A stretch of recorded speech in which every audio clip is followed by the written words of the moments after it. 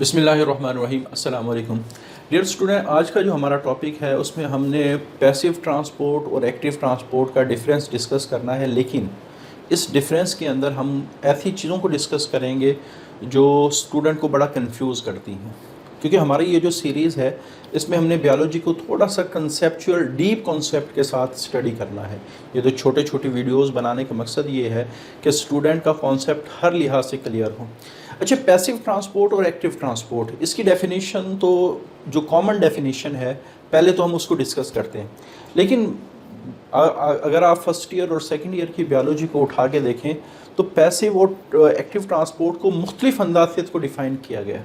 तो मैंने जितनी भी बायोलॉजी के अंदर आमतौर पे डेफिनेशन इस्तेमाल होती हैं उन सब को हमने कंसाइज वे के अंदर इसको स्टडी करना है। अच्छा, सबसे पहले जब हम बात करते हैं पैसिव ट्रांसपोर्ट की, तो एक तो इसकी सिंपल सी डेफिनेशन जो आमतौर पे इस्तेमाल होती है, the movement of material from higher concentration to lower concentration. Movement of material from higher concentration to lower concentration. ठीक है। जो एक्टिव ट्रांसपोर्ट है, जो इसकी कॉमन डेफिनेशन है, जो तकरीबन सब स्टूडेंट को आती है, वो है movement of material from lower concentration to higher concentration. ठीक है, कि कम से ज़्यादा की तरफ जाना, लेकिन कम से ज़्यादा की तरफ जाने में with expenditure of energy, with expenditure of ATP. इसमें एटीपी का खर्चा होगा, एक्सपेंडिचर का मतलब खर्चा होगा। तो ये तो वो कॉमन सी डेफिनेशन है जो हर स्टूडेंट को आती है।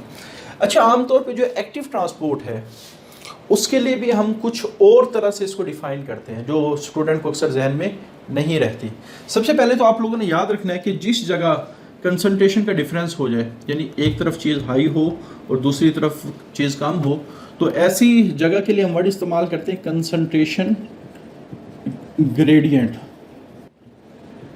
कंसंट्रेशन ग्रेडियंट यानी इसका मतलब क्या होगा कि हम डिफरेंस की बात करेंगे, एक तरफ चीज़ लो है, एक तरफ चीज़ हाई है। क्लियर? तो जहाँ भी कंसंट्रेशन ग्रेडियंट का वर्ड आएगा तो पहले तो चीज़ जहन में रखेंगे कि हमने दो साइड्स की बात करनी है, एक तरफ चीज़ लो है और एक तरफ चीज़ हाई। अच्छा, बाद दफ़ा हम एक्टिव ट्रांसपोर्ट को कंसंट्रेशन ग्रेडियंट के लिहाज से आमतौर पर डिस्कस करते हैं। जैसे बायोलॉजी में बहुत जगह एक्टिव ट्रांसपोर्ट को कंसंट्रेशन बजाय हायर कंसंट्रेशन लिखने के, लोअर कंसंट्रेशन लिखने के, सिर्फ वर्ड कंसंट्रेशन ग्रेडियंट लिख दिया जाता है। तो अगर इसके लिहाज से हम एक्टिव ट्रांसपोर्ट को डिफाइन करना चाहें तो द मूवमेंट ऑफ मटेरियल, ये बात कॉमन है सब में। तो अगर कहीं लिखा आ जाए अगेंस्ट द कंसंट्रेशन ग्रेडियंट, सिर्फ अगेंस्ट द कंसंट्रेशन ग्रेडियंट, तो इसका मतलब ये होगा कि हम एक्टिव ट्रांसपोर्ट की बात करें, चीज़ लो से हाई की तरफ मूव कर रही है। ठीक है, तो अगेंस्ट का वर्ड अगर कंसंट्रेशन ग्रेडियंट के साथ आ जाए, आगे वो मेंशन ना भी करे कि कौन सी ट्रांसपोर्ट है, उसमें एटीपी इस्तेमाल होती है या नहीं होती, आप लोगों ने इसको समझना है कि होती है बस। ठीक है, इसको एक्टिव ट्रांसपोर्ट या up the concentration gradient, up the concentration gradient, कि ये वर्ड आ जाए, या अप हिल मूवमेंट, यानी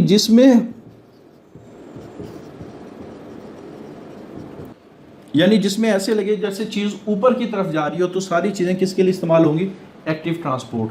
तो ज़्यादातर हमारे पास बायोलॉजी के अंदर ये दो तरह की एक्टिव ट्रांसपोर्ट की डेफिनेशंस की जाती हैं। तो अक्सर स्टूडेंट ये तो याद रखते हैं, लेकिन ये दो डेफिनेशन उनको जहन में नहीं आती कि अगेंस्ट कंसंट्रेशन ग्रेडियंट आ गया तो इसका क्या मतलब है, अप द कंसंट्रेशन ग्रेडियंट का वर्ड आ गया इसका क्या मतलब है, या अप हिल मूवमेंट का मतलब क्या है। सबका मतलब ये है कि हम किसकी बात करें? एक्टिव ट्रांसपोर्ट की बात करें। इसके अगेंस्ट अगर हम पैसिव ट्रांसपोर्ट की बात करें तो इसमें अगर कंसंट्रेशन ग्रेडियंट के लिहाज से डिफाइन करें तो हम वर्ड इस्तेमाल करते हैं according to concentration gradient, according to concentration gradient, या फिर डाउन द कंसंट्रेशन ग्रेडियंट। ठीक है, या डाउन हिल मूवमेंट।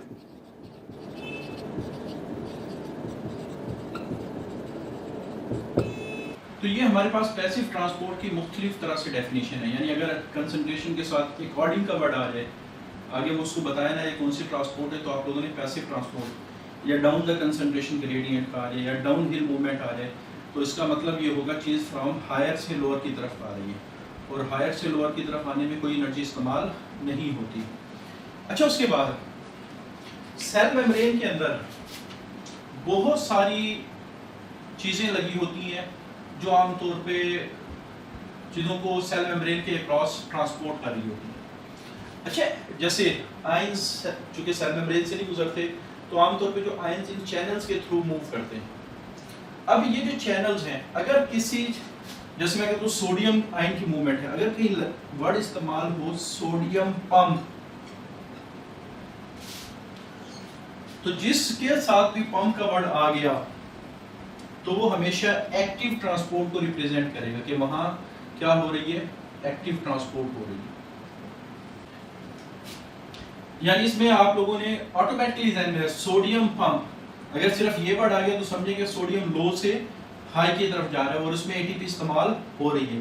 तो पंप का वर्ड हमेशा किसके लिए इस्तेमाल होते हैं, एक्टिव ट्रांसपोर्ट। तो अगर किसी आयन के साथ लिखा हो सोडियम गेट, तो ये जो गेट का वर्ड है ये हमेशा पैसिव ट्रांसपोर्ट को रिप्रेजेंट करेगा।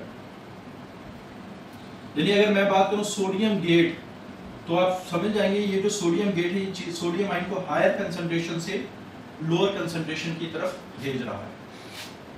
अच्छा, जो एक्टिव ट्रांसपोर्ट है ये हाईली सिलेक्टिव होती है। क्या होती है, हाईली सिलेक्टिव।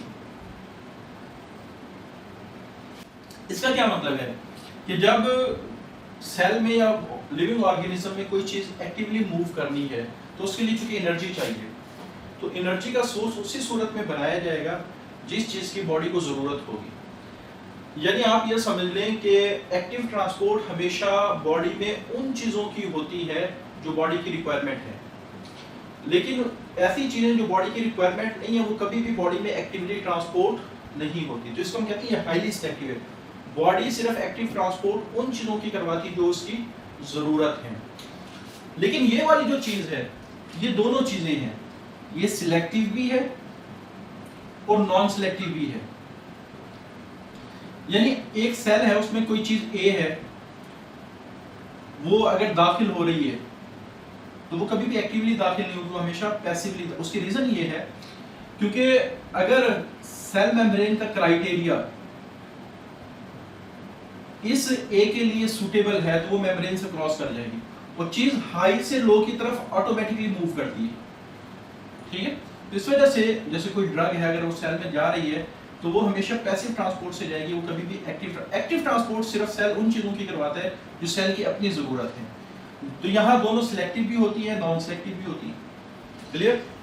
आगे फिर इसकी मुख्तलिफ किस्म की एग्जांपल है, जैसे डिफिजन पैसिव ट्रांसपोर्ट की एक टाइप है, ऑस्मोसिस पैसिव ट्रांसपोर्ट की एक टाइप है, फैसिलिटेटेड डिफिजन पैसिव ट्रांसपोर्ट की एक टाइप है। ठीक है, तो इसको फिर हम नेक्स्ट किसी लेक्चर में इनको डिस्कस करेंगे।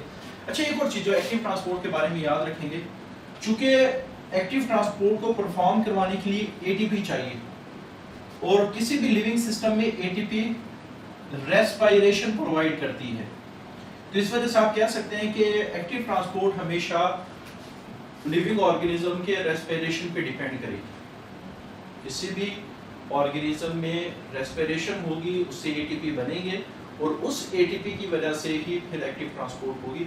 इस वजह से हम कह सकते हैं एक्टिव ट्रांसपोर्ट एक ऐसी ट्रांसपोर्ट है जो डायरेक्टली किस पे डिपेंडेंट है, रेस्पिरेशन पे। तो ये हमारे पास दो किस्म के ट्रांसपोर्ट है। तो बुक के अंदर कभी ये वाली डेफिनेशन के अकॉर्डिंग बात की जाती है, कभी इसके अकॉर्डिंग, कभी इसके अकॉर्डिंग, कभी इसके अकॉर्डिंग। तो ये सारी डेफिनेशन आपके सामने होंगी, तो जब भी ट्रांसपोर्ट एक्टिव या पैसिव की बात आएगी तो आपको समझने में आसानी हो जाएगी। और ख़ास तौर पे जब मेम्ब्रेन के अंदर बात करते हैं पंप और गेट्स, ये बहुत ज़्यादा ये टर्म्स इस्तेमाल होती है। तो पंप एक्टिव ट्रांसपोर्ट के लिए, गेट्स पैसिव ट्रांसपोर्ट के लिए, ये बड़ा इंपॉर्टेंट पॉइंट्स हैं जो आप लोगों ने अच्छी तरह जहन में रखनी है। इंशाल्लाह ये टॉपिक जहन में होगा तो बहुत सारी चीज़ें, बहुत सारे कॉन्सेप्ट ऑटोमेटिकली आप लोगों के क्लियर हो जाएंगे। आज के लिए इतना ही, अल्लाह हाफ़िज़।